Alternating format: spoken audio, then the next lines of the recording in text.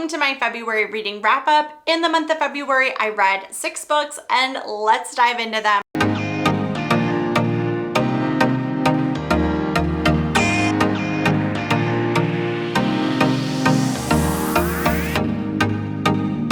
My most anticipated read for February was without doubt The Charlie Method.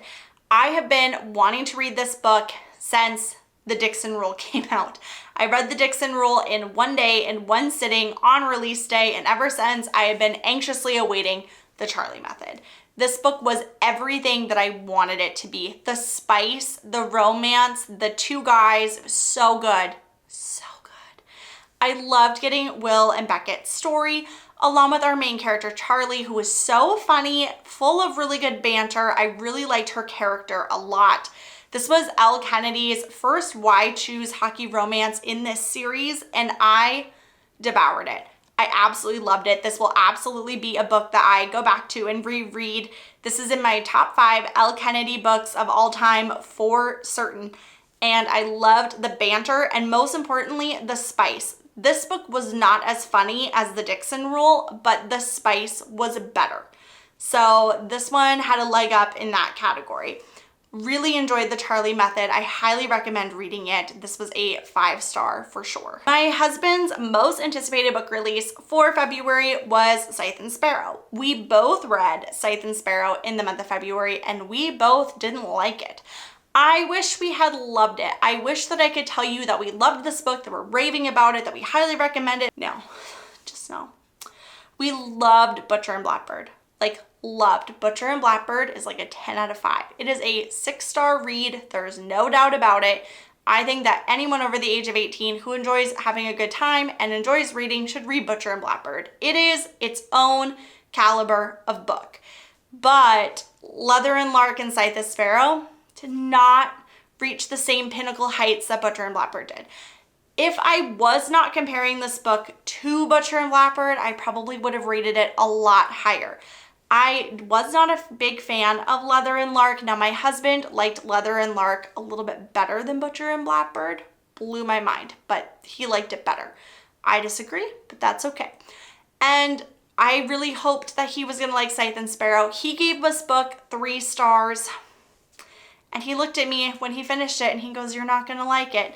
And he was right. This book was a 2-star read for me. I'm so sorry. I really, really, really wanted to like this one, but it just wasn't for me. Have you ever read a book and been actually angry with yourself that you waited so long to read it? Because that is what happened to me with my next read, which is Magnolia Parks. If you are a fan of Gossip Girl, stop every single thing you are doing and go read this book. Even if you're in the middle of another book, trust me. Drop it and go pick up Magnolia Parks because this book sat on my Goodreads TBR for not 1, but 2 years. 2 years. I have known Magnolia Park exists. I have known it was for fans of Gossip Girl. I have known these things and for some unknown reason, I did not pick it up. And I'm just irate. I was so angry with myself. I was like, why didn't I read this sooner? This is a Blair and Chuck inspired romance. It is everything. I absolutely love Magnolia Parks. This was a 5 out of 5. I already want to reread it and I only finished reading it last week. It is that good. The banter, the Gossip Girl vibes, just everything. And need I mention, Nate is also there and little Jay is also there. Serena is also there. So you do get the full cast of Gossip Girl within the Magnolia Parks books. I am very excited to continue on with the series. Daisy Hates is already on my March TBR, and I do plan to continue on with the series. So that is everything that I have on Magnolia Parks. If you like Gossip Girl, I'm not kidding. Stop everything you're doing and pick this up. In anticipation for The Charlie Method coming out in February, I decided to reread The Dixon Rule. This was my first time rereading the book. And while it was not as funny the second time around, it was still absolutely incredible. There is nothing I like more than a fake dating trope. Not one single thing on this earth do I like more than a fake dating trope in a book. And The Dixon Rule does it so well. Oh, it's so good, you guys. Like, honestly, this book is one of my absolute favorite Elle Kennedys ever written. I recommend just reading it. Like, even if you haven't read any of the other books in this series, they're all interconnected standalones. You are going to read the Dixon Rule, you are going to fall in love with Elle Kennedy, and you're going to go all the way back to the beginning and start with the deal and work your way up to it. This book is just everything. The HOA, the humor, the banter, the dance competition, the hockey, the team members, just everything. It's so good. I absolutely obsessed, just absolutely loved it. And I was really glad that I reread it before going into Charlie Method, because Will and Beckett are featured in the Dixon Rule, and that is who the Charlie Method is focused on, is those two characters. I just love Shane Lindley. Like, honestly, the story is so good. If you have not yet read the Dixon Rule, if you are a fan of Gilmore Girls and you like the town meeting vibe, you are going to be obsessed with the HOA in this book. And the group text.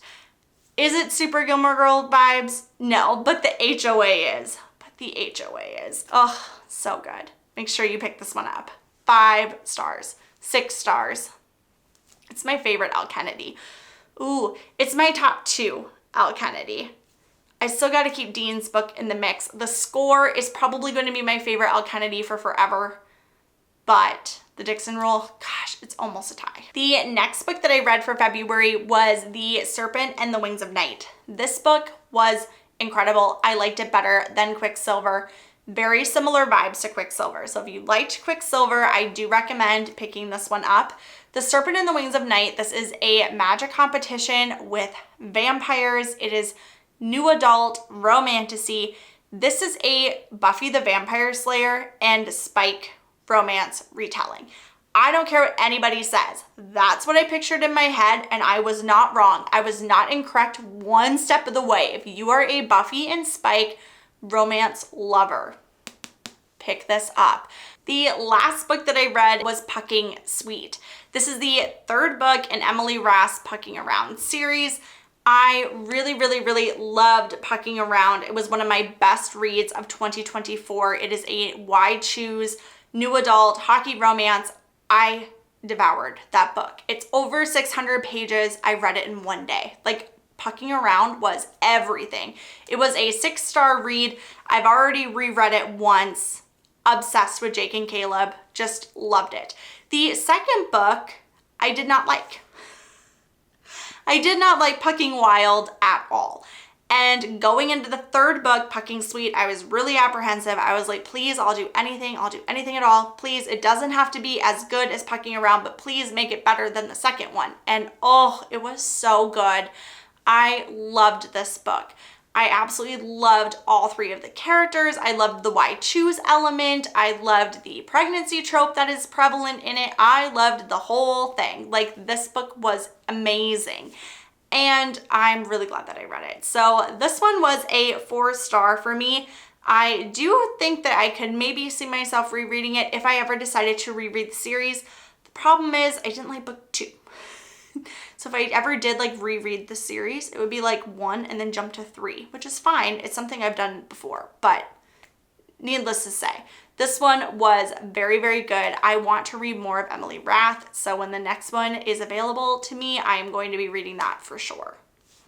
And that one was available on Kindle Unlimited. If you have not yet read Pucking Around, if you're over the age of 18, if you like romance books, not even necessarily hockey books, but just really good romance books, I do recommend you pick this one up. It is on Kindle Unlimited. In the month of February, we also did a ton of reading sprints, and reading sprints are one of my favorite things to do over on Book Talk. So if you are not yet following me here on BookTube, please make sure that you hit that subscribe button and like this video. But on top of that, I would also love for you to hop on over to TikTok and follow my Book Talk account over there, which is also Reading with Rhea. 5 nights a week, we do reading sprints, and we even do sometimes book chats and book trivia nights. It's really fun. It's a fantastic way for our community to all be able to gather together. Another place that we love to gather is over on our Fable Book Club. This is Reading with Rhea. This month's pick for March is going to be Caraval. This is a young adult fantasy magic competition, and quite a few people have already started and finished the book and have given it excellent reviews. So if you would like to read Caraval with us, please make sure that you join over in book club as well. There were quite a few books in the month of February that I started and didn't finish. I know, I am not a perfect person. I pretend that I am. No, I don't. Never have I ever. But I started a bunch of books and I didn't finish them in the month of February. This is absolutely atrocious. I almost have to pull up the list to make sure that I'm not missing any, because there are a lot of books that I started and did not finish, and it is oh so sad. Starting with Assistant to the Villain, I'm at 40%. I still haven't finished it yet. I really like it. It is young adult romantasy. It is obviously, we are falling for the villain of the story, which I really, really like. And the humor is really good. It's a little corny, but it's meant to be that way. Like, it's young adult. It's meant to be a little whimsical. So I do want to keep reading it. Haven't finished it yet. Then I started Zodiac Academy 7. I'm at 10%. 10%.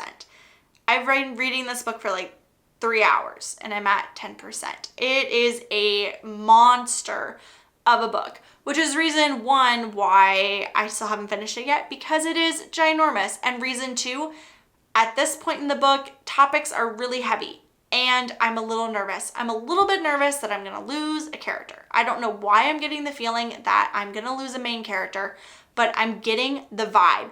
And I just feel like if I don't turn the page, it can't happen. And that's a terrible way to look at things, because it may not happen. It may not happen at all. I'm just like, I don't know, I'm getting a vibe. And I'm in love with all of these characters. Oh, I love all these characters. I do not want to lose anybody. I do not want the idea of losing anybody. It's freaking me out. So I'm slowly snailing my way through Zodiac 7. And every time I finish a chapter and everyone lives, I'm like, yes. So that's what's happening there. And then I also started Foxglove, which again, love. This is young adult romantasy. This is the second book in Belladonna. Belladonna was one of my best reads of 2024, and I've been really excited to finish up the series, but I'm really, really nervous because, well, this is kind of a nerve-wracking book. I know in my head what I want to happen, and I don't know if that's actually what's going to happen, so I'm just kind of like holding on hope a little bit. And yeah, I really, really need to finish Foxglove. I really hope that I can finish that one in March. I might even take it on my trip with me that I have coming up soon, just to try to get it done. I'm 30% of the way in. I love the main characters of Belladonna. I love them so much, and I don't want one single thing to happen to them, and if I don't keep reading, nothing can happen to them. It is a flawed, logical system, but that's just where my brain's at this month. February was definitely a month of starting books and not finishing them. We'll do better next month, or we won't. We will. We will. Let me know what you guys read in the month of February. What did you guys like? What did you guys pick up? Were there any books that you read in February that you think I should be absolutely adding on to my TBR that you think I would absolutely love? Please let me know down in the comments, and I'll see you guys in the next one.